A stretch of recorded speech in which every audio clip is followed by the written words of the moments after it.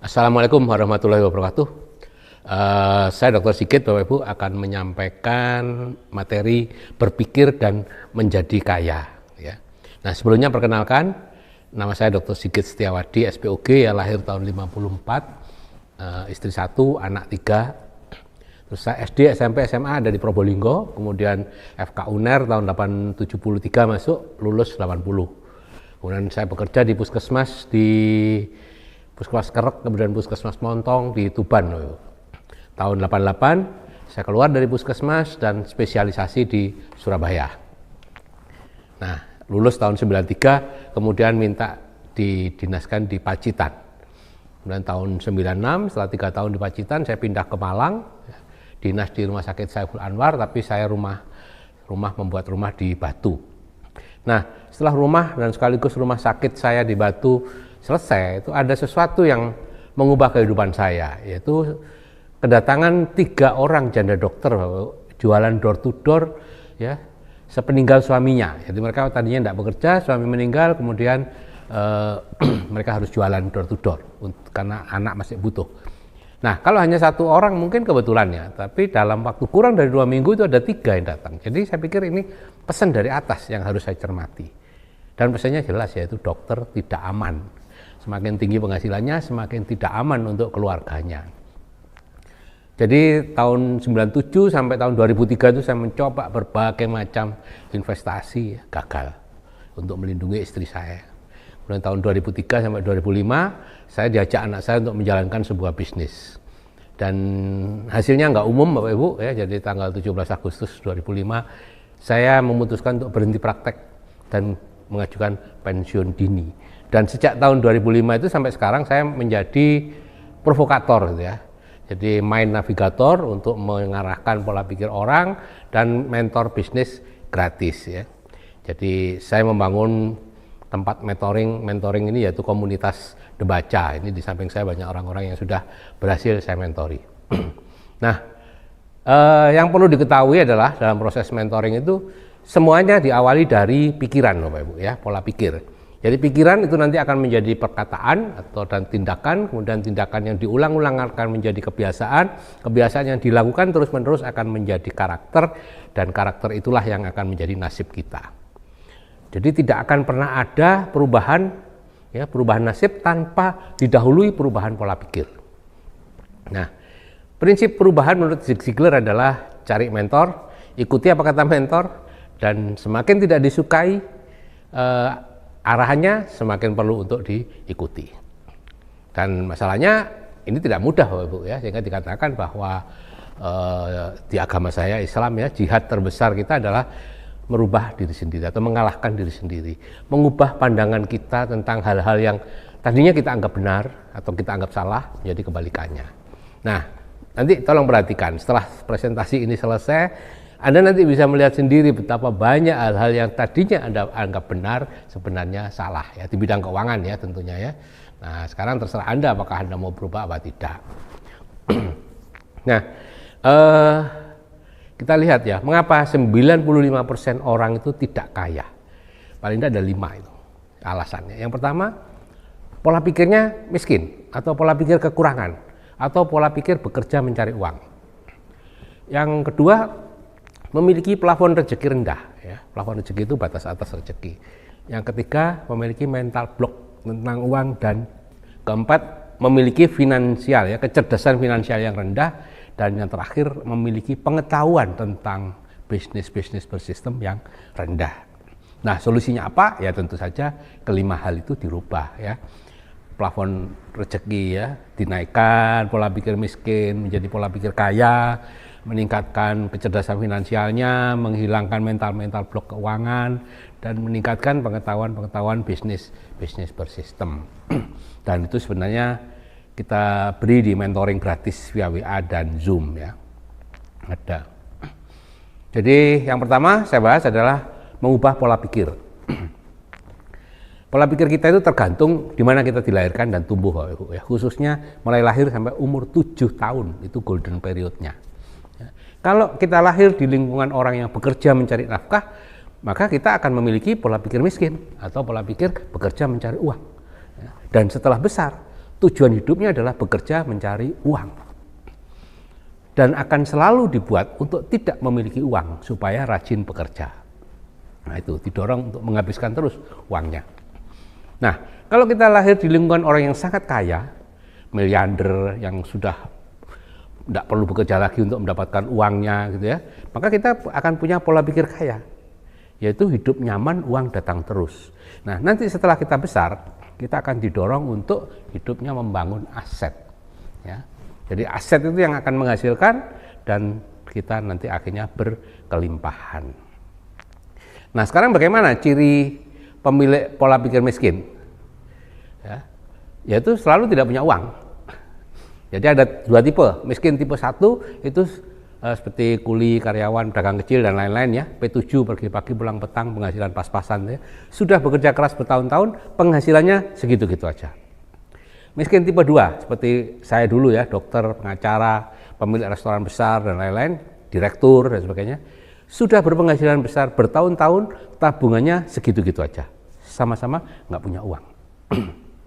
Nah, kalau pemilik pola pikir kaya, ciri-cirinya adalah awalnya dia menunda kenyamanan, menyederhanakan hidup.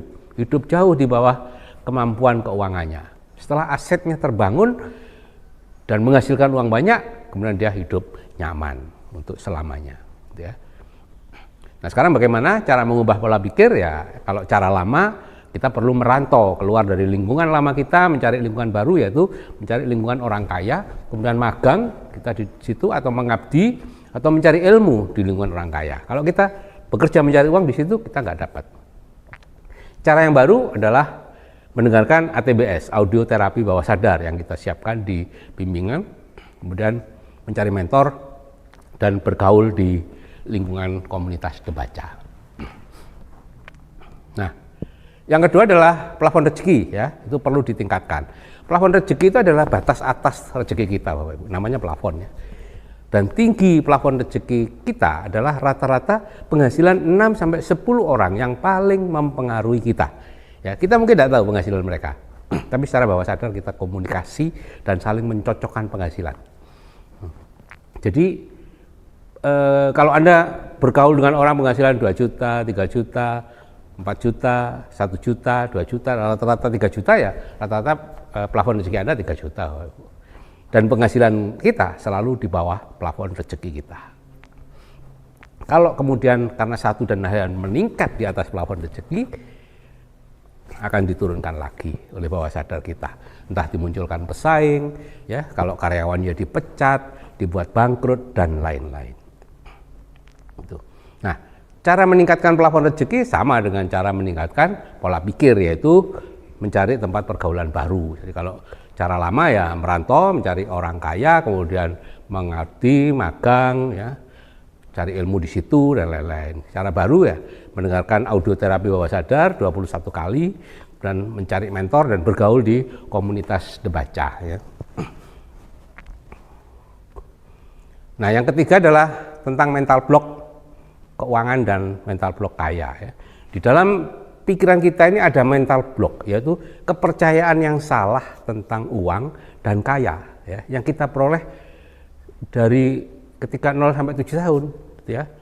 Misalnya uang tidak dibawa mati ya, uang itu memecah persaudaraan, uang itu sumber segala masalah, itu kepercayaan-kepercayaan yang masuk ke kita. Atau orang kaya itu pelit, orang kaya itu suka memanfaatkan orang lain, orang kaya itu jahat, ya itu sesuatu yang dimasukkan oleh lingkungan kita.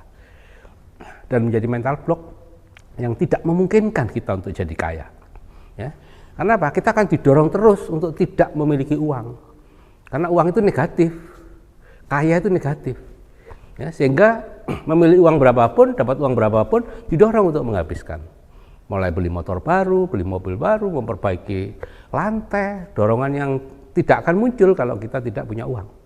Baru muncul kalau kita punya uang. Nah, ada dua cara untuk menghilangkan mental block. Yang pertama adalah mengubah kalimat negatif menjadi positif. Misalnya, uang adalah sumber segala masalah, diganti dengan tidak punya uang adalah sumber segala masalah. Atau uang tidak dibawa mati, diganti dengan ya uang itu dibawa mati dalam bentuk amal jariah. Atau uang kadang-kadang bisa menghindarkan kita dari kematian ya karena berobat dan lain-lain. Terus cara berikutnya untuk menghilangkan adalah dengan save. spiritual emotional freedom teknik ya. Itu nanti akan diajarkan juga di bimbingan ya. Jadi mengetuk-ngetuk berbagai 18 titik. Masalah yang keempat yang membuat kita tidak bisa kaya adalah kecerdasan finansial kita yang rendah. Ya. Jadi harus ditingkatkan ya. Untuk kecerdasan finansial itu kita harus mengerti 6 hal ya. Secara singkat akan saya sebut karena ini nanti akan ada di dalam bimbingan ya. Bimbingan gratis itu bernama BMR ya, bimbingan menarik rezeki ya. Jadi silakan hubungi orang yang mengirimkan video ini ya untuk bisa ikut BMR secara gratis. Jadi ada 6 hal yang untuk dipahami. Yang pertama, membedakan aset dan beban. Banyak orang tidak bisa membedakan aset dan beban. Rumah dianggap aset sehingga rumah diperbesar, diperindah, diperluas, padahal bukan gitu ya. Salah dari situ aja sudah salah menggunakan uangnya. Kedua, kita harus tahu cash flow arus uang kita dari mana ke mana. Kita mengira kalau penghasilan kita besar berarti kita orang kaya. Enggak lah. Kita baru kaya kalau cash flow kita adalah cash flow-nya orang kaya. Ada 3 macam cash flow orang miskin, cash flow kelas menengah, dan cash flow orang kaya ya, nanti akan diajarkan. Kemudian yang ketiga adalah cara menggunakan uang. Apakah kita peminjam, ataukah kita penabung, atau kita investor. Ya, itu beda-beda nasibnya. Dan cara mendapatkan uang juga gitu, ada 4 itu, cash flow kuadran ya, nanti ada 4. Sebagai employee, sebagai self-employed, ya, employee itu pegawai ya, karyawan. Self-employed itu mandiri lah, bekerja mandiri ya, sebagai pemilik toko, pemilik restoran, kemudian seperti saya, dokter, notaris, dan lain-lain itu. Kemudian ada kuadran B, business owner, pemilik bisnis bersistem, bisnis yang bisa ditinggal ya. Dan investor, itu 4 cara itu ya. Dan yang kelima, membedakan penghasilan aktif dan pasif. Penghasilan aktif itu adalah penghasilan dengan tenaga kita, dan itu tidak bisa membuat orang jadi kaya, Bapak Ibu. Yang bisa membuat orang jadi kaya adalah penghasilan pasif. Karena apa? Karena definisi kaya yang ke-6 terakhir, dan miskin adalah orang kaya adalah orang yang penghasilan pasifnya lebih besar dari biaya hidupnya. Itu orang kaya. Orang miskin adalah seseorang yang harus bekerja keras untuk mempertahankan tingkat kehidupannya yang semakin lama akan semakin tinggi gitu ya. Itu. Jadi kalau Anda memahami 6 hal itu, Anda cerdas finansial ya. Ya, yang terakhir adalah pemahaman yang rendah tentang bisnis-bisnis bersistem. Sehingga akhirnya apa? Sering tertipu ya. Bisnis-bisnis ini katanya itu ya, investasi bodong, itu tertipu. Ya, dan justru sering menolak bisnis yang bagus gitu ya. Bisnis yang bagus ditolak. Yang tidak bagus karena menghasilkan besar diterima gitu ya. Nah, salah memilih bisnis Bapak Ibu ya. Dikira kalau bisnis itu penghasilannya besar, hasilnya cepat, aman, itu bagus, padahal itu pasti tipu-tipu. 3 kata yang tidak bisa digandeng di keuangan itu adalah besar, cepat, aman. Nah, sekarang bagaimana kalau Anda sudah katakanlah mengikuti BMR ya, kemudian pola pikir mulai terbentuk meskipun masih lemah lah ya, maka ya kembali pada bagaimana mengubah pola pikir menjadi nasib, yaitu pikiran itu menjadi perkataan atau tindakan yang diulang-ulang menjadi kebiasaan yang terus-menerus dilakukan menjadi karakter, dan karakter itu yang menjadi nasib kita. Jadi setelah pola pikir kita mulai terbentuk, ikut BMR, mendengarkan ATBS, bergaul dengan orang yang kaya ya, yang semua di sini itu, maka kita perlu untuk memperkuat pola pikir yang masih bayi itu, sehingga akhirnya nanti menjadi pola pikir yang kuat dan dominan. Nah, untuk itu tentunya kita perlu cari mentor, kemudian mencari lingkungan untuk melatih tindakan kita, melatih kebiasaan kita, dan melatih karakter kita yang sesuai dengan pola pikir kaya yang baru terbentuk, ya. Dan itu tidak mudah Bapak Ibu, ya. Dan akhirnya ya nasib kita akan berubah sesuai dengan pola pikir kita.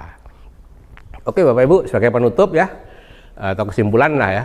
Yang pertama, setiap orang di dunia ini berhak untuk menjadi kaya. Berhak untuk bahagia, berhak untuk bebas merdeka. Kalau sekarang ini Anda tidak kaya, itu karena kita lahir dan besar di lingkungan tidak kaya. Jadi kalau ingin kaya ya carilah mentor dan lingkungan yang tepat. Dahulu harus merantau, kalau sekarang tidak perlu gitu ya. Dan Robert T. Kiyosaki mengatakan, kalau Anda sudah mendapatkan lingkungan yang tepat, apapun yang terjadi, bertahanlah di lingkungan itu sedikitnya 5 tahun. ya. Jangan sampai 2 tahun sudah rontok dan lain-lain. Oke, saya kira itu Bapak Ibu yang bisa saya sampaikan. Kalau Anda ingin tahu lebih lanjut tentang bimbingan kami, ya silakan menghubungi orang yang mengirimkan video ini. Oke, saya akhiri, wassalamualaikum warahmatullahi wabarakatuh. Selamat membuat keputusan yang terbaik bagi Anda dan keluarga Anda. Ya, salam sukses dari saya, Sigit Setiawadi.